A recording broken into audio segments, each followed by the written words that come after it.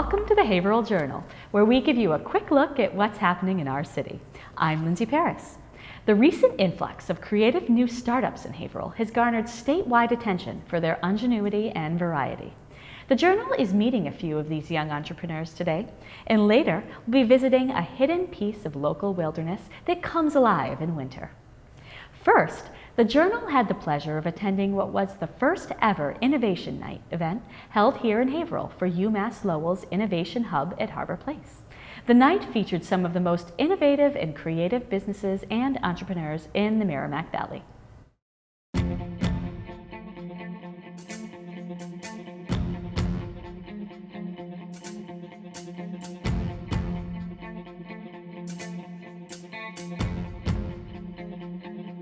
My name is Bobby Carlton. I'm one of the founders of Mass Innovation Nights. Mass Innovation Nights is a monthly product launch party and networking event. Every single month, we help launch at least 10 new products, and we get the social media community to come out and blog and tweet and post video and pictures.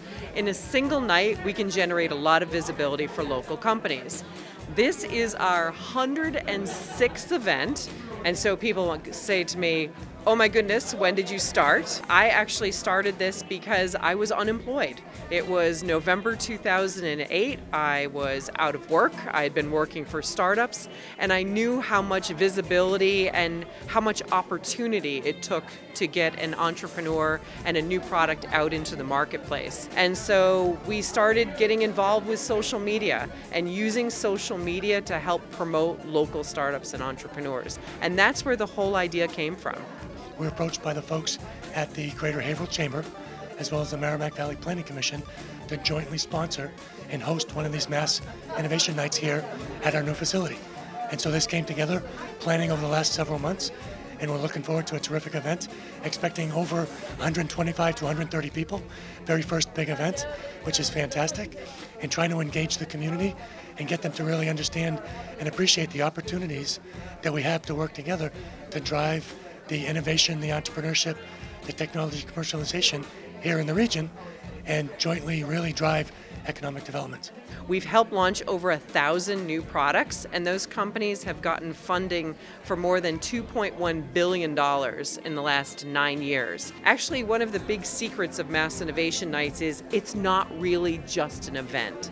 It is a month-long marketing program that helps promote local startups and entrepreneurs. My name's Josh, this is Ted, and we're from 1620 Workwear, based here in Haverhill, Massachusetts. 1620 began here in Massachusetts. Both my partner and I have a lot of experience in manufacturing overseas, and we wanted to create a modern workwear brand for the modern worker, something that was more technical, more functional, made 100% here in the USA. We were both wearing workwear as a lifestyle and had followed the workwear market very closely and knew that there was this opportunity in Europe and this trend in Europe for technical workwear on a premium level, and that nobody in the US was doing it. What was really unique about attending the Mass Innovation Night was the amount of people there from all kinds of different segments of the business community here in Haverhill and from the business community in Massachusetts in general, and made tons of great connections. Just a really good turnout and a lot of good community support for young entrepreneurs and what everyone's trying to do. We felt really lucky we were able to attend it. We've felt really good about how Haverhill has treated us and received us.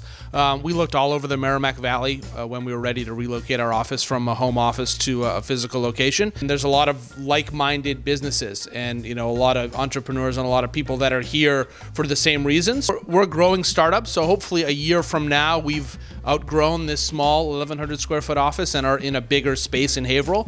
But we definitely see Haverhill as a home. Hopefully our business is growing and we kind of outgrow this space, but we don't want to outgrow Haverhill. I'm Edwin Jack. I'm the founder of Bare Hand, and we're an independent game development studio in Lawrence, Massachusetts, working on the awesome combat farming game Seed. Innovation Nights, it's a great thing that they're doing for entrepreneurs. And the one thing I feel like that was really important for me to be there is to be there as a game developer. Because a lot of people look at video games in a way that, especially if they don't play, you know what I mean? They don't play, they're like, what is this, some type of hobby, or, my kid does that. But they don't understand that, one, the gaming community is a huge community. The gaming community, just like music, just like filming, can do wonders for someone's life. And so I feel like me representing that was important for me to be there to show them that is serious, and that we work hard, and that we create high quality products that impact, you know, the user. Hopefully our game grants us the success we need financially to be able to invest in other developers on this side of the states. That's what I'm looking that Bare Hand can do, is we can offer, you know, opportunities to publish or to fund other people who are starting up like I am. Everybody's gonna throw all these obstacles in your face and telling you that, oh, it's, you know, what your chances are.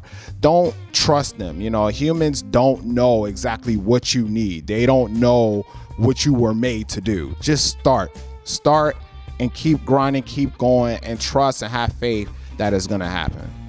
So Innovation Nights are free and open to the public. They're also free to help launch your new product. So to get started, you just go to our website. There's a place on it that says Start Here, literal, and you can submit your product there and enter the queue to become one of our launchers, or you can just attend an event.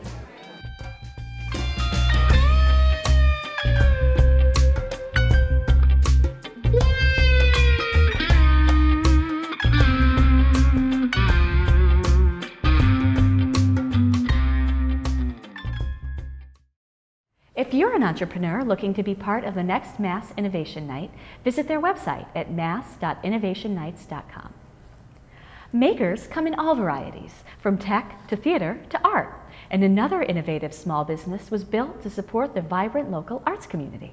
The Switchboard is a creative space and gallery in the downtown arts district that provides entrepreneurial and experiential opportunities for artists and musicians. The Journal met with the founders and clients to learn more.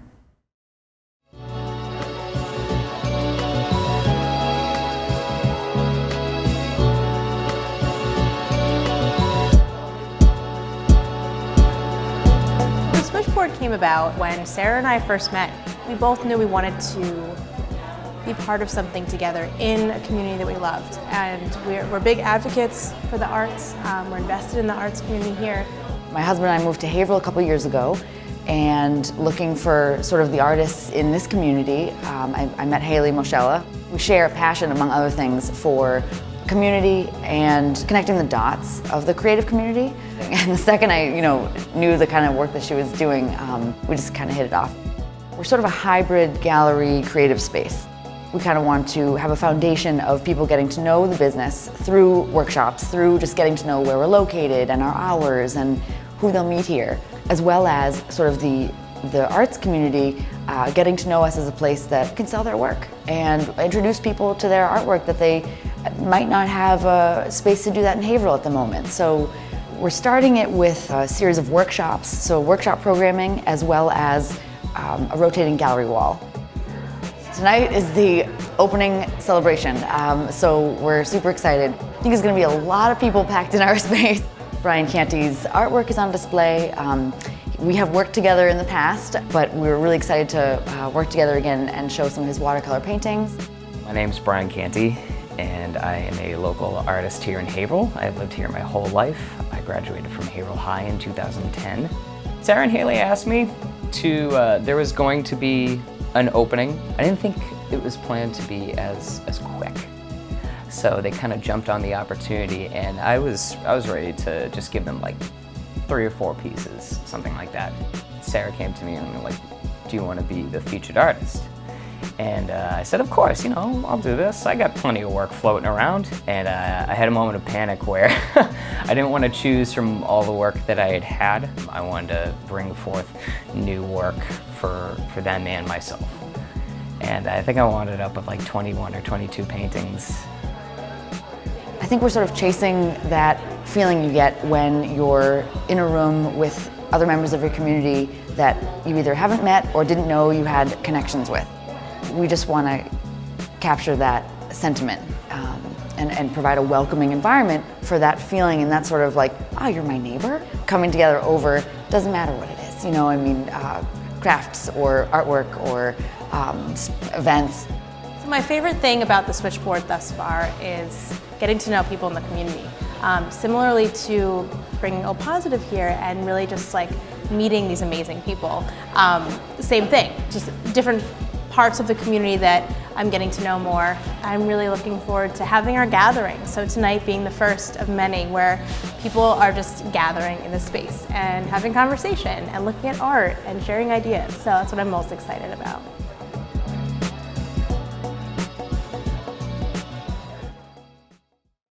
Visit the Switchboard at 43 Washington Street in downtown Haverhill. Winter may be long and cold, but it brings a unique beauty all its own to our favorite places in nature. The Crystal Lake family of conservation areas is one of Haverhill's hidden treasures, off the beaten path and still possessing that feel of being in the wild. Crystal Gorge was our destination on a recent snowy morning, where we enjoyed some of the loveliest winter views you can imagine. In the wilds of far western Haverhill, near the New Hampshire border, there is a unique and special spot that comes alive in winter like no other season, the 65 acres that make up Crystal Gorge. The Crystal Gorge Conservation Area is located within the Crystal Lake watershed, which is a source of Haverhill's drinking water. A gorge is a narrow valley with steep, rocky walls located between hills or mountains. This gorge may have been formed by a volcanic event millions of years ago. The area is primarily made of a granite called gneiss, an igneous rock that carved the gorge and spread boulders and rocks throughout the area. The steep rock outcroppings of the gorge make it a perfect place to sit and enjoy the view. You might even see some of the varied wildlife that lives here, such as pileated woodpeckers, minks, or even porcupines. Coming here in the winter, you feel like you've traveled back in time. It's very quiet, no highway noise, no buildings in sight, and there are old stone walls running throughout the park, meaning that it was once used as pasture. Hiking, cross-country skiing, snowshoeing, and mountain biking are all great activities to try out here. The Crystal Gorge Conservation Area is located on the west side of Crystal Street. There's a parking lot behind the trail sign. Crystal Gorge also has two sister parks, the Crystal Shores and Crystal Point conservation areas, also located on Crystal Street. Before winter is out, come enjoy this peaceful and beautiful spot. It's gorgeous!